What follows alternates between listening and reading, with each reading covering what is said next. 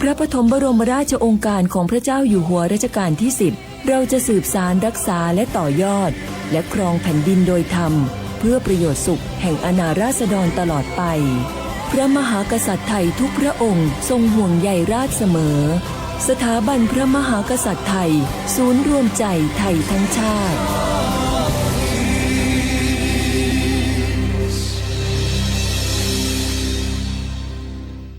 ช่วงนี้ได้ยินคนบ่นกันเยอะเลยนะเรื่องความไม่โปร่งใสเนี่ยใช่แต่รู้ไหมล่ะว่าจริงๆแล้วพวกเราช่วยกันได้นะทำยังไงหรอเดี๋ยวนี้มีช่องทางร้องเรียนที่เข้าถึงง่ายแจ้งเบาะแสได้สะดวกมากอย่างสายด่วนปปช1205อ๋อแบบนี้ทุกคนก็มีส่วนทำให้บ้านเราดีขึ้นได้จริงๆแน่นอนการต่อต้านทุจริตจะสำเร็จได้ก็เพราะคนอย่างเราร่วมมือกันสำนักงานประชาสัมพันธ์ที่3กรมประชาสัมพันธ์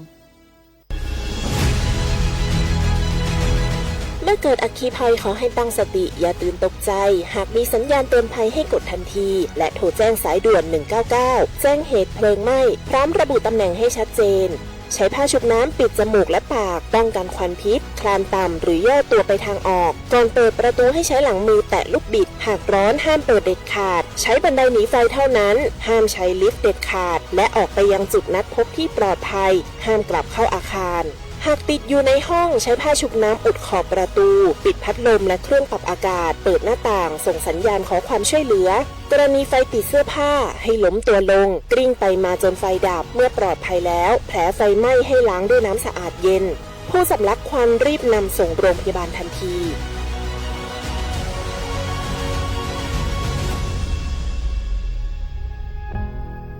ปรารถนาดีจากสำนักงานประชาสัมพันธ์ที่3กรมประชาสัมพันธ์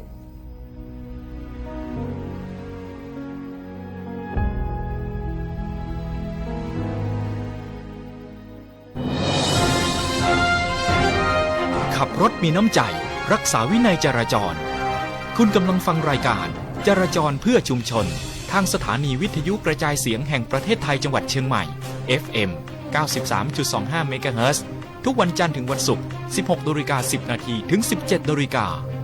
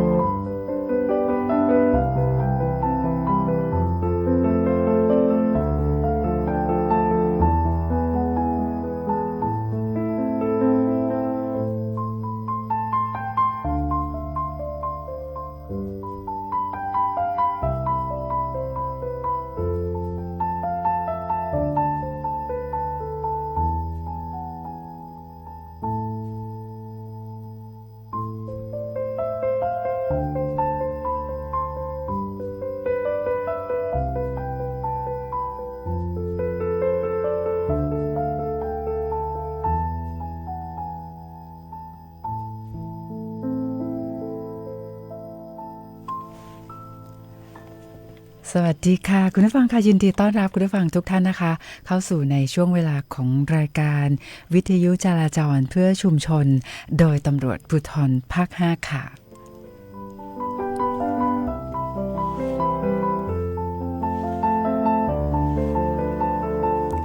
ต้อนรับคุณผู้ฟังวันนี้นะคะวันนี้วันอังคารที่26พฤษภาคม2569ค่ะวันนี้นะคะในตัวเมืองในช่วงบ่ายมีฝนตกค่ะ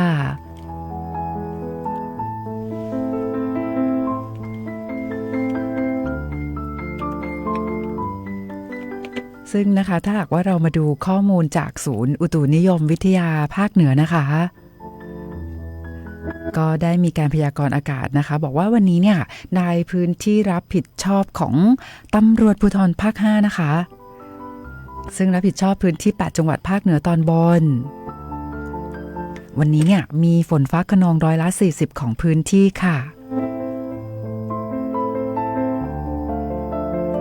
หลาฝนที่ตก40%ของพื้นที่นะคะส่วนมากก็จะ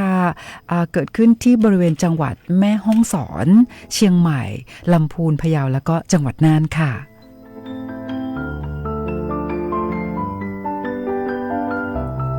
ตอนนี้นะคะในตัวเมืองนะคะหลังจากที่ช่วงบ่ายมีฝนตกนะคะแล้วก็หยุดไปแล้วแต่ก็ไม่แน่ใจว่าตอนนี้ยังมีฝนตกโปรยปลายอีกบ้างหรือเปล่านะคะดังนั้นถ้าหากว่าคุณผู้ฟังนะคะฟังรายการอยู่แล้วขับรถตอนนี้มีฝนตกนะคะต้องใช้ความระมัดระวังในการขับรถด้วยนะคะเอาละค่ะคุณผู้ฟังค่ะวันนี้นะคะเราก็มีข้อมูลเรื่องราวหลายๆเรื่องราวมาฝากคุณผู้ฟังนะคะแล้วก็จะมีข้อมูลการจัดกิจกรรมของวันพรุ่งนี้มาฝากคุณผู้ฟังด้วยนะคะคราวนี้ถ้าเกิดว่ามาดูในเรื่องของข้อมูลเกี่ยวกับการจราจรนะคะก็ต้องบอกว่าทางกลุ่มงานจราจรตำรวจภูธรจังหวัดเชียงใหม่นะคะเขามีการสรุปข้อมูลเกี่ยวกับช่วงเวลาที่มีปริมาณรถหนาแน่นนะคะแล้วก็ช่วงเวลาที่การจราจรเนี่ยเริ่มคล่องตัวนะคะทั้งในช่วงเช้าแล้วก็ช่วงเย็นของถนนสายหลักนะคะไม่ว่าจะเป็นถนนมหิดลถนนแก้วนวรัตน์ถนนเจริญเมืองแล้วก็ถนนเจริญประเทศนะคะโดยทางกลุ่มงานจราจรตำรวจภูธรจังหวัดเชียงใหม่เนี่ยเขาก็ได้นำเอาข้อมูลนะคะซึ่งเป็นค่าเฉลี่ยนะคะจากการจัดเก็บข้อมูลสภาพการจราจรในแต่ละช่วงเวลานะคะเพื่อใช้เป็นแนวทางให้กับคุณผู้ฟังพี่น้องประชาชนนะคะใช้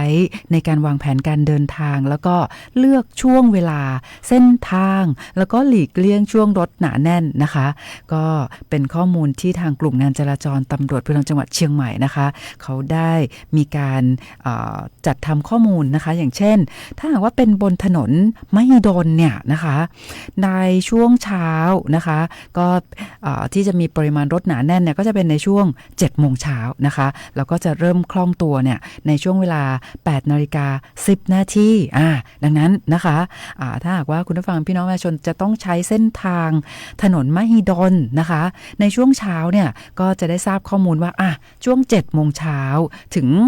8:10 นาทีนะคะจะเป็นช่วงที่มีการจราจรค่อนข้างที่จะมีรถเยอะนิดนึงนะคะเพราะว่าในถนนมหิดลเนี่ยนะคะก็จะมีสถานศึกษานะคะหลายๆโรงเรียนเลยดังนั้นในช่วงที่จะต้องไปส่งบุตรหลานนะคะก็จะเป็นช่วงเวลาตั้งแต่ 7 นาฬิกาถึง 8:10 นาทีพอคุณผู้ฟังพี่น้องประชาชนทราบข้อมูลแบบนี้นะคะก็จะได้จะต้องเดินทางในเส้นทางดังกล่าวก็จะได้ทราบว่าอาจจะมีปริมาณรถเยอะนิดนึงนะแต่ถ้าเกิดว่าหลังเวลา 8:10 นาทีไปแล้วเนี่ยก็จะเริ่มคล่องตัวนะคะคราวนี้ต่อกันเลยว่าแล้วถนนมหิดลในช่วงเย็นล่ะในช่วงเย็นนะคะก็จะมีปริมาณรถหนาแน่นเนี่ยในช่วงเวลา 15:30 นาทีนะคะไปจนถึงเวลา 17:30 นาทีนะคะพอเราทราบข้อมูลทั้งช่วงเช้าแล้วก็ช่วงเย็นแบบนี้แล้วนะคะคุณผู้ฟังพี่น้องประชาชนเนี่ยก็จะได้หลีกเลี่ยงเส้นทางในช่วงเวลาดังกล่าวนะคะอันนี้ก็จะเป็นข้อมูลของถนนมหิดลมาต่อกันที่ถนนแก้วนวรัตน์ค่ะถ นนแก้วนวรัตน์นะคะช่วงเช้าที่จะมีปริมาณรถเยอะเนี่ยก็คือตั้งแต่6:55 นาทีนะคะแล้วก็ถนนจะเริ่มคล่องตัวเนี่ยในช่วงเวลา7:50 นาทีนะคะแล้วในช่วงเย็นจะเริ่มมีปริมาณรถเยอะเนี่ยตั้งแต่15 นาฬิกาไปจนถึง18:30 นาทีอันนี้เป็นข้อมูลถนนแก้วนวรัตน์นะคะช่วงเช้า6:55 ถึง7:50 ช่วงเย็น15 นาฬิกาถึง18:30 นาทีมาต่อกันที่ถนนเจริญเมืองค่ะที่ถนนเจริญเมืองนะคะช่วงเช้าโอ้โหปริมาณรถจะเยอะนิดนึงเนาะในช่วง6:45 นาทีแล้วก็จะเริ่มคล่องตัวนะคะตั้งแต่เวลา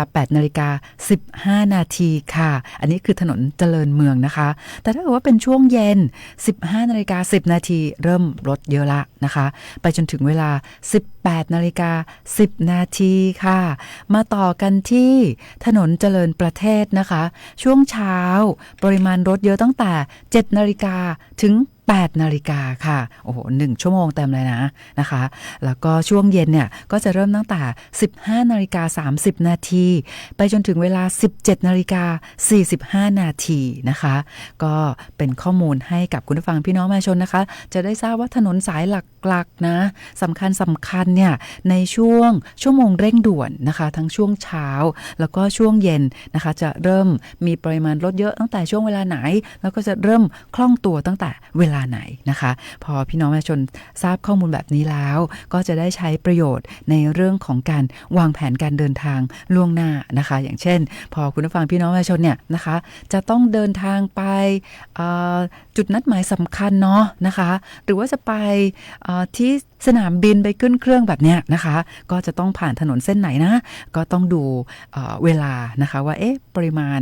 รถนะคะในช่วงเวลาชั่วโมงเร่งด่วนเช้าเย็นนะคะเราควรจะหลีกเลี่ยงเส้นทางไหนเวลาอย่างไรอันนี้ก็จะเป็นข้อมูลให้กับคุณผู้ฟังนะคะก็ต้องขอบคุณกลุ่มงานจราจรตำรวจภูธรจังหวัดเชียงใหม่นะคะที่ได้จัดทำข้อมูลดีๆแบบนี้มาฝากคุณผู้ฟังค่ะคุณผู้ฟังคะวันพรุ่งนี้วันพุธที่27 พฤษภาคม 2569 นะคะก็ที่ตำรวจภูธรภาค 5 ค่ะวันพรุ่งนี้เนี่ยช่วงเวลาตั้งแต่10:30 นาทีนะคะที่ตำรวจภูธรภาค 5 วันพรุ่งนี้จะมีการแถลงข่าวต่อพี่น้องสื่อมวลชนนะคะซึ่งท่านพลตำรวจโทกฤษพลยี่สาครผู้บัญชาการตำรวจภูธรภาค 5จะได้เป็นประธานการแถลงข่าวนะคะก็เป็นกรณีที่ทางตำรวจภูธรภาค 5เนี่ยนะคะมีการจับกุมนะคะกลุ่มผู้ต้องหา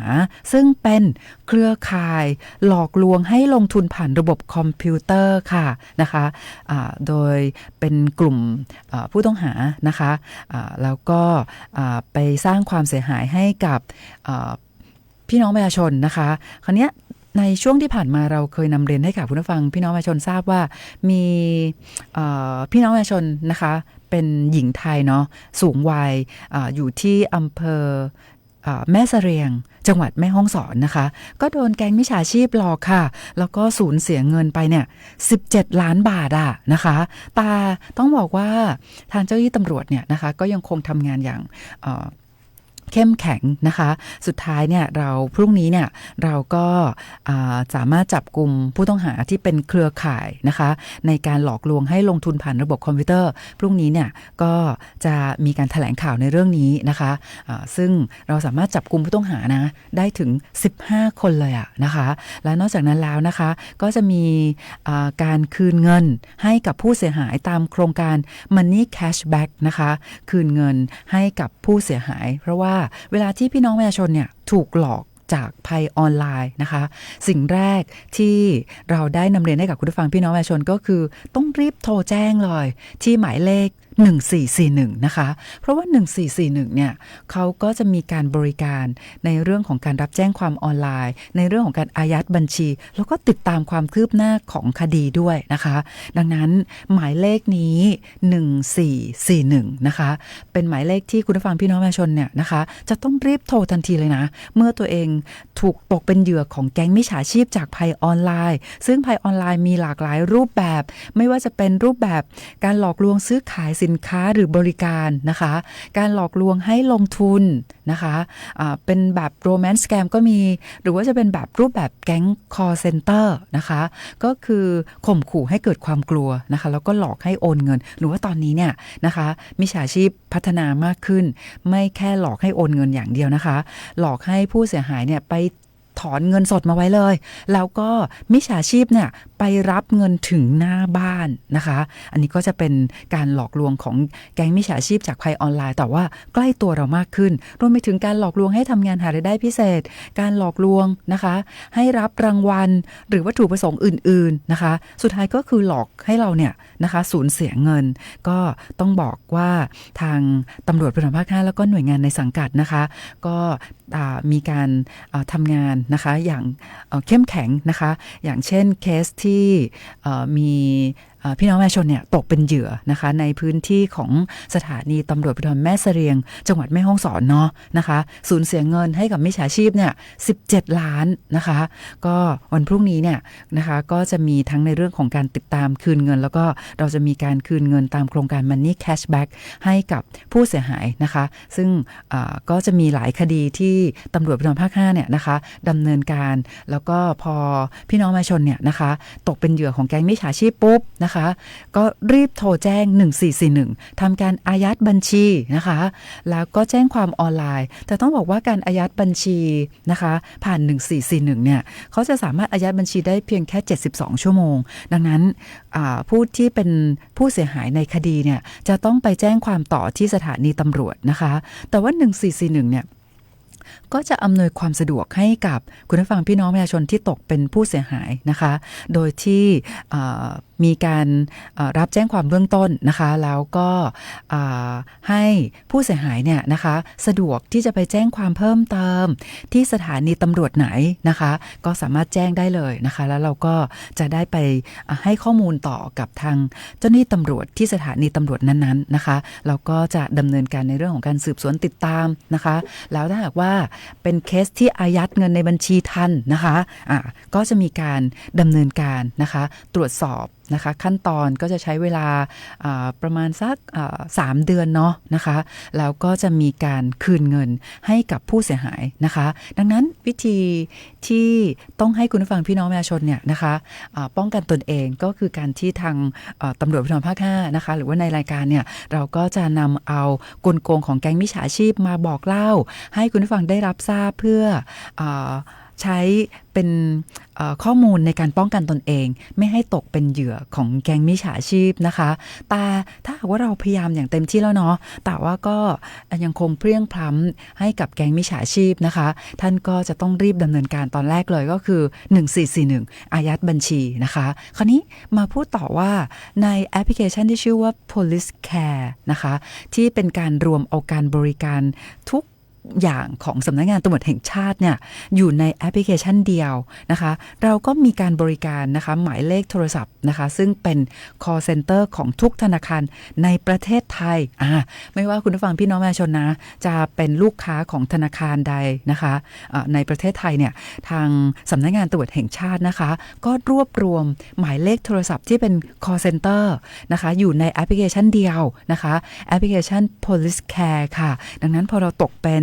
เหยื่อนะคะตกเป็นผู้เสียหายของคดีออนไลน์โทรแจ้ง1441แล้วนะคะก็จะอายัดบัญชีด้วยตนเองอีกส่วนหนึ่งด้วยก็เข้าไปในแอปพลิเคชัน Police Care นะคะก็ไปดูเลยว่าธนาคารที่เราเป็น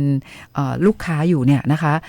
พอเวลาที่ตกใจเนาะเราก็อาจจะจำไม่ได้นะคะแต่ว่าในPolice Care เนี่ยตัวแอปพลิเคชันนี้ก็จะรวมหมายเลขโทรศัพท์ของทุกธนาคารนะคะแล้วก็คุณผู้ฟังพี่น้องประชาชนเนี่ยสามารถเลือกเนาะธนาคารแล้วก็กดไปเลยโทรศัพท์ก็จะต่อสายไปยังcall center ของธนาคารนั้นๆนะคะก็ให้ความสะดวกกับคุณผู้ฟังพี่น้องประชาชนนะคะและนอกจากนั้นนะคะวันพรุ่งนี้เนี่ยวันพุธนะคะที่27พฤษภาคม2569ในช่วง 10 นาฬิกา 30 นาทีท่านผู้บัญชาการแถลงข่าวต่อพี่น้องสื่อมวลชนละนะคะในเรื่องของการจับกลุ่มเครือข่ายหลอกลวงให้ลงทุนผ่านระบบคอมพิวเตอร์นะคะแถลงข่าวที่ตำรวจภูธรภาค 5ใน ช่วงเวลาตั้งแต่ 11 นาฬิกาถึง 13 นาฬิกานะคะทุกวันพุธยกเว้นวันหยุดนักขัตฤกษ์ที่ตำรวจภูธรภาค 5นะคะเราก็จะมีกิจกรรมนะคะคัดแยกขยะลดโลกร้อนค่ะก็เชิญชวนให้คุณผู้ฟังพี่น้องประชาชนนะคะผู้ที่สนใจทุกท่านเลยนะคะคัดแยกขยะจากที่บ้านนะคะแล้วก็พอเรารวบรวมเนาะสัปดาห์หนึ่งนะคะ1 ครั้งก็นำเอาขยะที่เป็นพลาสติกค่ะมาแลกนะคะเป็นผลิตภัณฑ์ต่างๆที่ตำรวจภูธรภาค 5ในช่วงตั้งแต่เวลา 11 นาฬิกาถึง 13 นาฬิกาทุกวันพุธยกเว้นวันหยุดนักขัตฤกษ์นะคะก็อยากจะเป็นการเชิญชวนให้คุณผู้ฟังพี่น้องประชาชนนะคะได้ร่วมกันคัดแยกขยะนะคะเราจะได้ลดปริมาณขยะในภาพรวมนะคะช่วยกันลดโลกร้อนนะคะแล้วก็ลดปริมาณขยะแล้วนำเอาขยะที่เราแยกเนี่ยนะคะขยะพลาสติกนะคะทุกชนิดทุกประเภทเนาะไม่ว่าจะเป็นแก้วพลาสติกขวดพลาสติกฝาขวดนะคะหลอดดูดถุงหิ้วถุงอาหารนะคะถุงพลาสติกต่างๆนะคะอย่างเช่นที่เราจะใช้ในชีวิตประจำวันอย่างเช่นถุงแกงก็ได้นะแต่ว่าอาจจะต้องล้างน้ำทำความสะอาดนิดนึงนะคะเพราะว่าเราก็จะนำเอาขยะพลาสติกที่คุณผู้ฟังพี่น้องประชาชนนะคะตลอดจนข้าราชการตำรวจและครอบครัวเนี่ยมาร่วมกิจกรรมคัดแยกขยะลดโลกร้อนทุกวันพุธเนี่ยนำไปส่งให้กับโครงการGreen Road นะคะที่จังหวัดลำพูนเขาก็จะเอาขยะพลาสติกทั้งหมดเนี่ยไปรีไซเคิลค่ะแล้วก็เอาไปทำเป็นอิฐบล็อกปูพื้นถนนนะคะในพื้นที่สาธารณะต่างๆรวมไปถึงก็นำไปทำเป็นโต๊ะเก้าอี้ให้กับเด็กนักเรียนในพื้นที่ห่างไกลด้วยนะคะแล้ววันพรุ่งนี้เราจัดกิจกรรมทุกวันพุธวันพรุ่งนี้เนี่ยสำหรับคุณผู้ฟังพี่น้องประชาชนที่เอาขยะพลาสติกนะคะมาแลกผลิตภัณฑ์ที่ตำรวจภูธรภาค 5วันพรุ่งนี้นะคะจะเป็นการแลกขยะพลาสติกนะคะแลกเป็นผักสดนานาชนิดโอ้โหดังนั้นนะคะเอาขยะพลาสติกมาแลกรับเป็นผักสดนะคะไปประกอบอาหารที่บ้านกันนะคะลดค่าใช้จ่ายด้วยแล้วก็ทานผักนะคะก็ทำให้ร่างกายแข็งแรงด้วยเนาะนะคะเอาขยะพลาสติกมาแลกเป็นผักสดนานาชนิดนะคะซึ่งผักวันพรุ่งนี้เนี่ยนะคะก็จะนำมาจากสวนของพี่น้องเกษตรกรจากอำเภอแม่ริมจังหวัดเชียงใหม่นะคะก็ต้องขอบคุณนะคะข้าราชการตำรวจนะคะในสังกัดสถานีตำรวจภูธรแม่ริมจังหวัดเชียงใหม่ด้วยนะคะที่ร่วมสนับสนุนการจัดกิจกรรมนะคะก็จะมีการไปนำเอาผักสดนะคะตั้งแต่เช้าเลยนะก็คือตัดใหม่ๆเลยนะคะแล้วก็นำมาร่วมกิจกรรมดังนั้นคุณผู้ฟังพี่น้องประชาชนนะคะสามารถแยกขยะจากที่บ้านนะคะแล้วก็นำเอาขยะพลาสติกเนี่ยมาแลกนะคะเป็นผักสดนานาชนิดนะคะสดใหม่เลยนะคะตั้งแต่เขาจะตัดตั้งแต่ช่วงเช้าของวันพรุ่งนี้นะคะแล้วเราก็มาร่วมกิจกรรมกันนะคะที่ตำรวจภูธรภาค 5ตั้งแต่ช่วงเวลา 11 นาฬิกาถึง 13 นาฬิกานะคะลดโลกร้อนด้วยแล้วก็ได้ผักสดๆนะคะไปรับประทานที่บ้านประกอบอาหารกันนะคะแล้วเราก็ยังได้ช่วยทำกิจกรรมที่เป็นสาธารณประโยชน์ด้วยเพราะว่าขยะพลาสติกที่ทุกท่านมาร่วมกิจกรรมที่ตำรวจภูธรภาค 5เนี่ยก็จะนำไปให้โครงการ Green Road นะคะเข้าสู่ระบบรีไซเคิลโอ้โหแล้วก็ทำเป็นอิฐบล็อกเนาะไปปูพื้นถนนนะคะอย่างเช่นที่วัดต่างๆเนาะอย่างเช่นที่เชียงใหม่ก็จะมีที่วัดอุโมงค์ด้วยหรือว่าจะเป็นที่อุทยานแห่งชาติต่างๆได้ทำบุญด้วยนะคะเอาละค่ะเดี๋ยววันนี้นะคะเราก็จะมีบทเพลงเพราะๆมาฝากคุณผู้ฟังแล้ววันพรุ่งนี้นะคะมีนัดกันอีกวันพรุ่งนี้เนี่ยทางรายการนะคะเราก็จะมีแขกรับเชิญนะคะมาร่วมให้ความรู้ในรายการกับเราด้วยนะคะซึ่งสัปดาห์ที่แล้วถ้าหากว่าคุณผู้ฟังติดตามรายการนะคะสัปดาห์ที่แล้วเนี่ยทางรายการนะคะก็ได้รับเกียรติจากท่านผู้อำนวยการโรงพยาบาลปราสาทเชียงใหม่นะคะท่านผู้อำนวยการเนี่ยก็ให้เกียรติมาร่วมพูดคุยในรายการให้ความรู้ต่างๆนะคะแล้วก็มีกิจกรรม ให้คุณผู้ฟังได้ร่วมสนุกในรายการด้วยนะคะแต่ว่าวันพรุ่งนี้ก็เช่นกันนะคะวันพรุ่งนี้ทางรายการนะคะก็ได้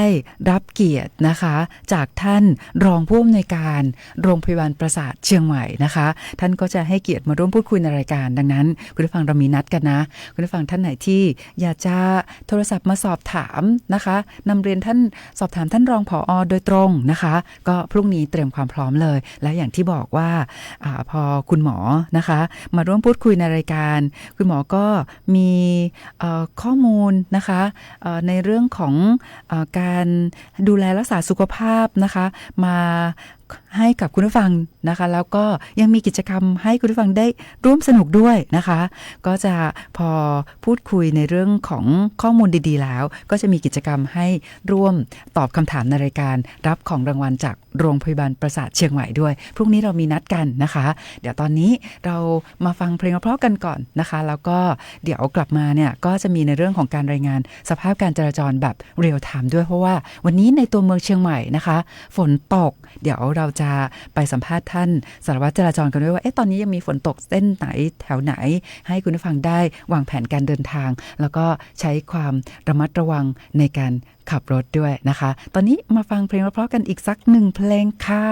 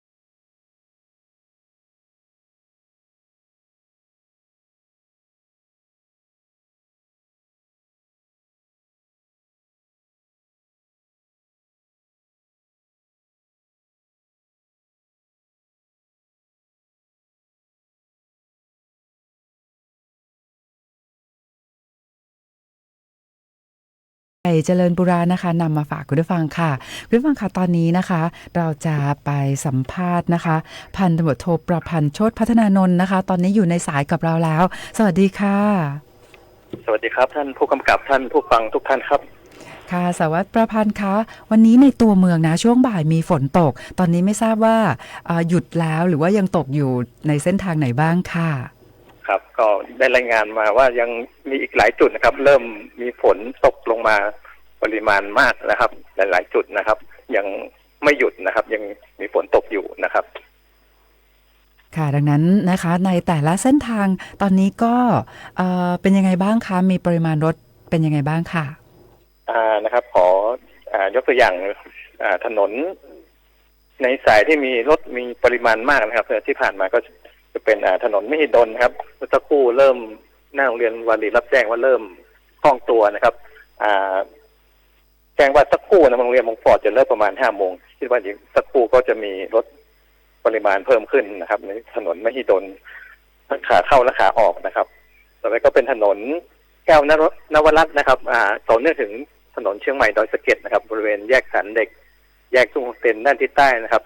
ต่อเนื่องถึงถนนแก้วนวรัตน์นะครับโรงเรียนดาราโรงเรียนปริ้นนะครับช่วงนี้รถมีปริมาณมากนะครับก็เจ้าหน้าที่ก็กำลังเร่งระบายการจราจรอยู่นะครับส่วนถนนอื่นก็จะเป็นถนนห้วยแก้วนะครับต่อเนื่องถนนนิมมานบริเวณแยกรินคำนะครับรถยังมีปริมาณมากครับแต่ก็ยังคงเคลื่อนตัวได้ดีอยู่นะครับอีกจุดหนึ่งนะครับก็จะเป็นถนนบุญเรืองฤทธิ์นะครับด้านหน้าโรงเรียนวัฒโนเมื่อสักครู่นี้รถมีปริมาณมากครับตรวจสอบจากกล้องวงจรปิดช่วงนี้เริ่มดีขึ้นนะครับเคลื่อนตัวได้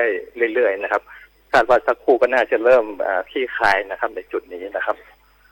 อีกส่วนหนึ่งก็ที่รถมีปริมาณมากครับก็จะเป็นตรง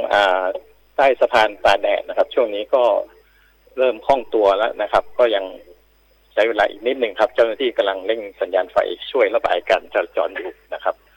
ในส่วนถนนอื่นๆก็น่าจะยังคงยังเคลื่อนตัวได้ดีอยู่นะครับตามที่ได้รายงานไปนะครับค่ะสวัสดิพันธ์คะแล้วพอในช่วงฝนตกแบบนี้เนาะก็อาจจะมีคุณผู้ฟังพี่น้องประชาชนเนี่ยนะคะใช้รถยนต์มากยิ่งขึ้นนะคะแทนรถจักรยานยนต์เนาะครับผมใช่ครับก็อาจทำให้ปริมาณรถยนต์ในถนนเพิ่มมากขึ้นนะครับก็ส่งผลกับการจราจรโดยรวมครับผมค่ะดังนั้นนะคะถ้าหากว่าในหลายๆเส้นทางที่ทางท่านสวัสดิ์ประพันธ์นะคะบอกว่าตอนนี้ยังมีฝนตกนะคะก็อยากให้คุณผู้ฟังพี่น้องประชาชนใช้ความระมัดระวังในการขับรถด้วยนะคะ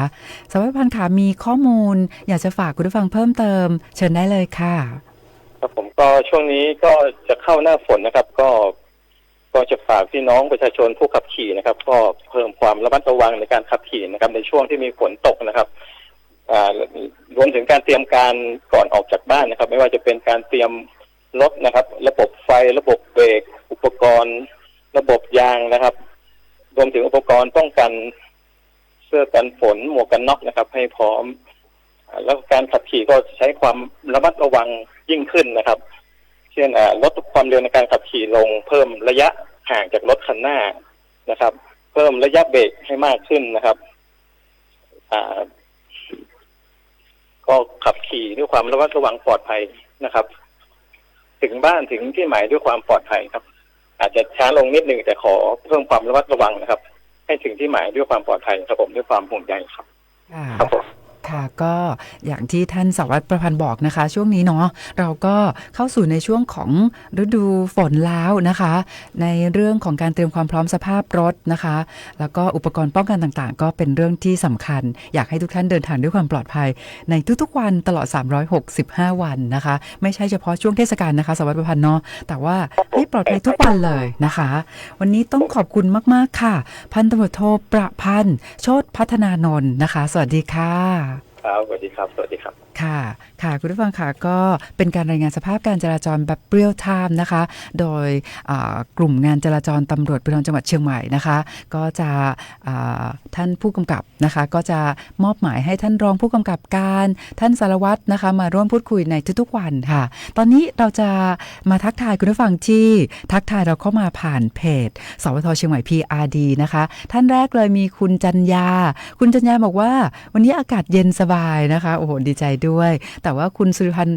บอกว่าที่ดอยสะเก็ดฝนตกคุณสิรินันท์ก็บอกว่าแม่ทาลำพูนฝนก็ตกเหมือนกันค่ะแล้วก็มีคุณพัชราพรนะคะบอกว่าที่หางดงฝนตกอากาศเย็นสบายโอ้ดีใจด้วยคุณสุทัศน์นะคะบอกว่าที่สันป่าตองนะคะตอนแรกเนี่ยบอกว่าอากาศร้อน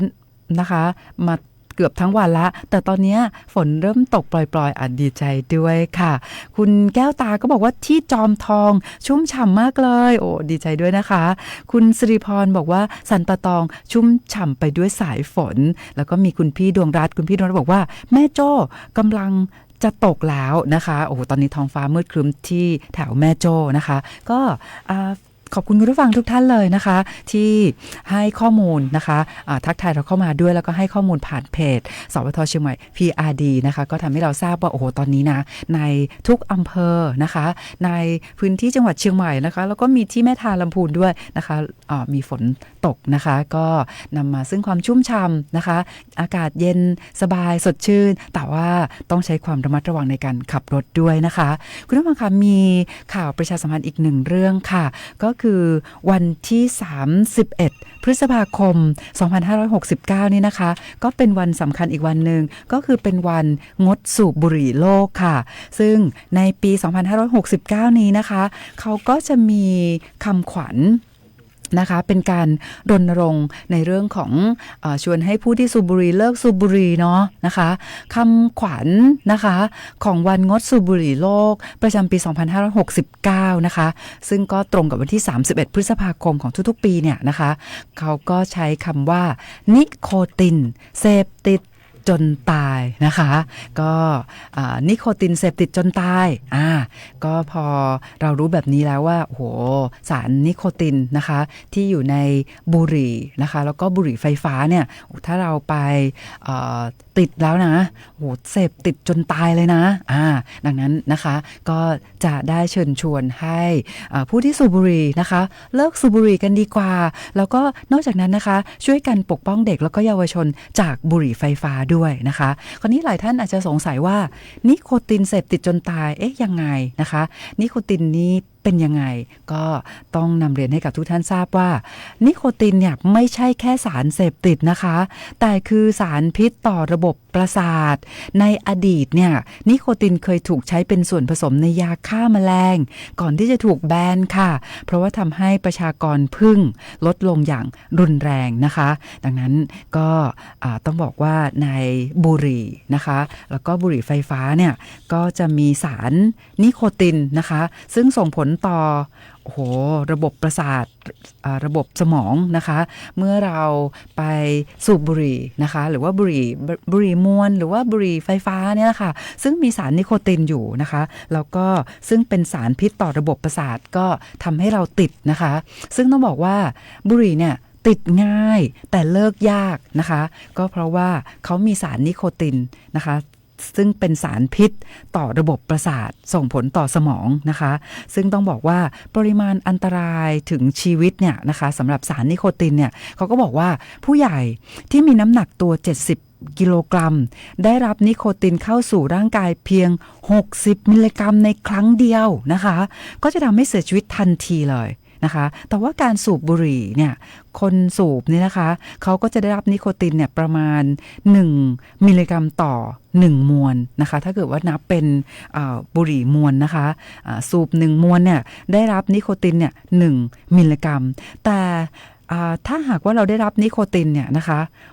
60มิลลิกรัมในครั้งเดียวเสียชีวิตทันทีนะคะดังนั้นก็ต้องย้ำเตือนว่าผู้ที่สูบบุหรี่นะคะ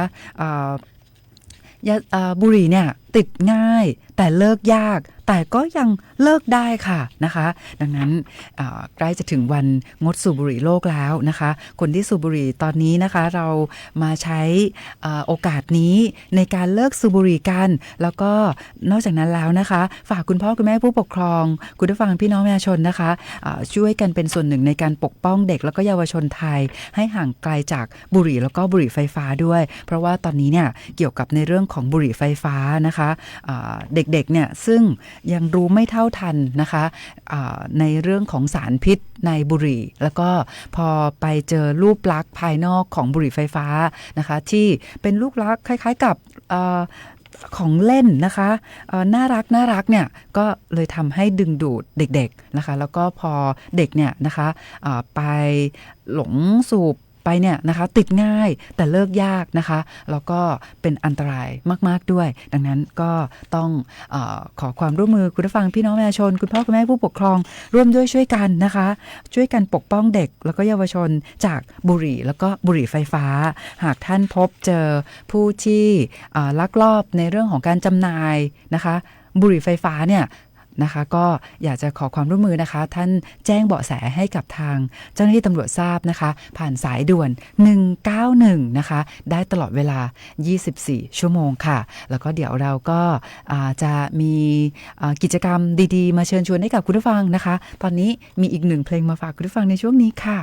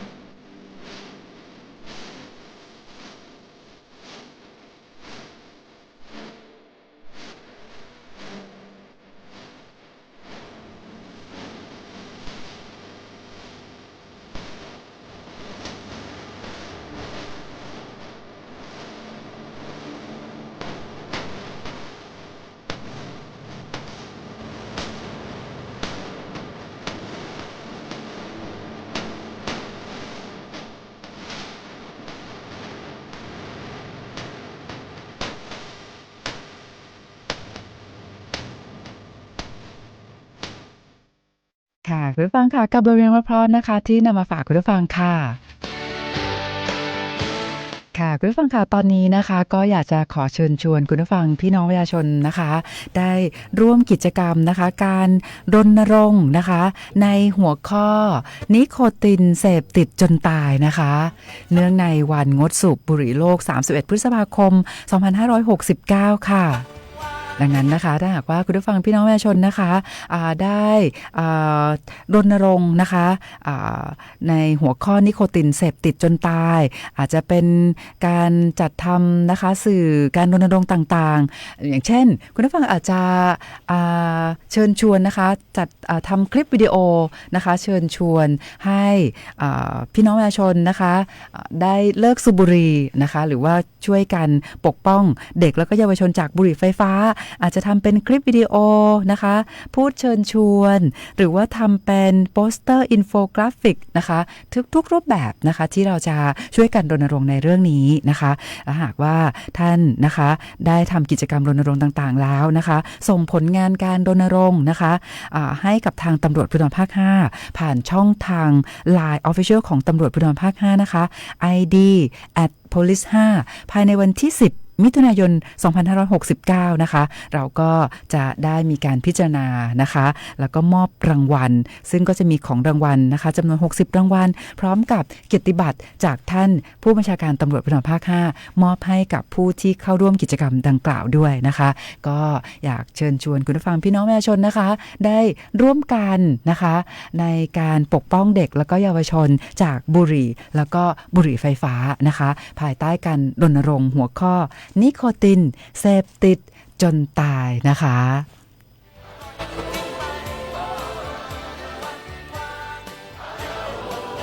ค่ะก็ตอนนี้นะคะมาถึงช่วงสุดท้ายของรายการวันนี้แล้วนะคะคุณผู้ฟังค่ะวันพรุ่งนี้นะคะเรามีนัดกันนะคะเพราะว่าวันพรุ่งนี้เนี่ยเราได้รับเกียรติจากท่านรองผู้อำนวยการโรงพยาบาลปราสาทเชียงใหม่จะมาร่วมพูดคุยนะคะให้คุณผู้ฟังได้รู้วิธีป้องกันตนเองจากโรคสมองเสื่อมนะคะก็หลายท่านบอกว่าเนี่ยไม่อยากเป็นโรคสมองเสื่อมหรือว่าอัลไซเมอร์เนาะเดี๋ยววันพรุ่งนี้นะคะท่านรองผู้อำนวยการโรงพยาบาลปราสาทเชียงใหม่ก็จะมาร่วมพูดคุยในรายการแล้วก็จะมีกิจกรรมให้คุณผู้ฟังได้ร่วมสนุกด้วยคุณผู้ฟังที่รับฟังรายการนะคะมีคำถามอยากจะถามคุณหมอโดยตรงก็สามารถโทรศัพท์เข้ามาสอบถามผ่านในรายการได้เลยนะคะแล้วก็พอฟังข้อมูลที่เป็นประโยชน์จากท่านรองผู้อำนวยการแล้วนะคะก็จะมีกิจกรรมให้ร่วมตอบคำถามชิงรางวัลด้วยนะคะพรุ่งนี้เรามีนัดกันนะคะแล้วก็สำหรับคุณผู้ฟังที่แยกขยะนะคะนำขยะพลาสติกไปแลกที่ตำรวจภูธรภาค5ได้นะคะตั้งแต่ช่วงเวลา 11 นาฬิกาจนถึง 13 นาฬิกานะคะของวันพรุ่งนี้นะคะวันนี้ขอบคุณสำหรับการติดตามรับฟังค่ะเราก็จะจากลาคุณผู้ฟังนะคะไปพร้อมกับบทเพลงท้ายรายการอยากให้ทุกท่านนะคะเดินทางด้วยความปลอดภัยนะคะวันนี้นะคะพารายการจากลาคุณผู้ฟังไปด้วยเวลาเพียงเท่านี้ค่ะขอบคุณและสวัสดีค่ะ